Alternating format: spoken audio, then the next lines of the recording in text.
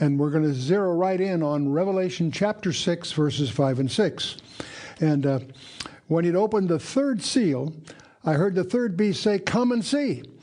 And I beheld, and lo, a black horse, and he that sat on him had a pair of balances in his hand.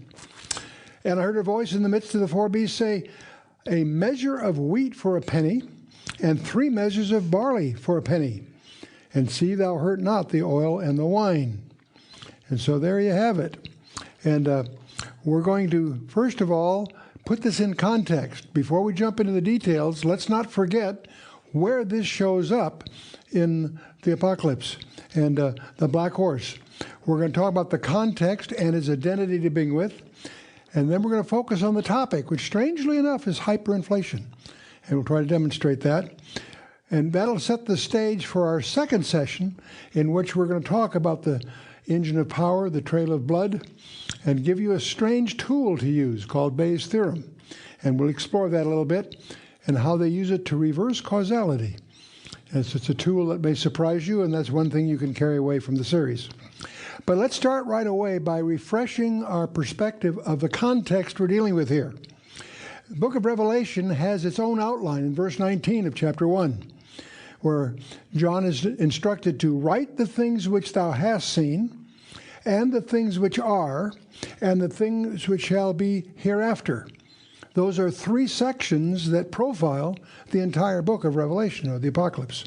And the things which he had seen, when they finished chapter 1, he will have seen this vision of the Lord Jesus Christ. It has a description in chapter 1 that includes identities that are then used to tie the whole book together. Then he gets to the second section, the things which are, the 7 churches. They actually existed at that time, so they're present tense. And then from that, we go to the things which shall be metatauta hereafter, the things which follow the churches. And that metatauta is a key partitioning phrase that we'll notice as we go forward. So the things which thou hast seen is chapter 1. The things which are, the existing present tense things, are the letters to 7 churches. And then the things which are after that constitutes the bulk of the book. It continues with chapters 4 and 5, in which the saints are in heaven. That's important for you to understand. Many people miss that and thus get confused about what follows. Then comes chapter 6 through 19, which details the period of time we know as the 70th week of Daniel. The 69 weeks are shockingly precisely fulfilled, but there's 1 week, a group of 7 years left. And they will include 6 seals that are open, 6 trumpets that are blown, 6 bowls. And each of these are somewhat a logarithmic procession within each one. And that's a speculation, but you can come to your own conclusions as you study. We'll be zeroing in on chapter 6. But it's important to understand we're in chapter 6 and to really fully appreciate what precedes that. And we're going to open the 7 sealed scroll, the title deed of the earth, if you will.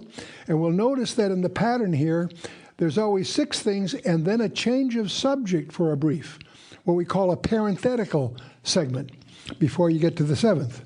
And that occurs again when you get to the 7th one. That turns out to be 7 trumpets. And we're treated to 6 of those and then a change of subject. Chapters 8 and 9 take you up through the 6th one, and then chapters 10, 11, 12, 13, 14, those chapters are all inserted as a change of subject, a parenthesis, if you will, before dealing with the 7th trumpet. And when you get the 7th trumpet, you have 7 bowls. And there again, we have this strange pattern imposed where you have 6 of them, and then a parenthetical. In this case, the parenthesis is just a little 1-verse insertion. But it's useful to understand the design. There is an architecture to the whole book that's meaningful.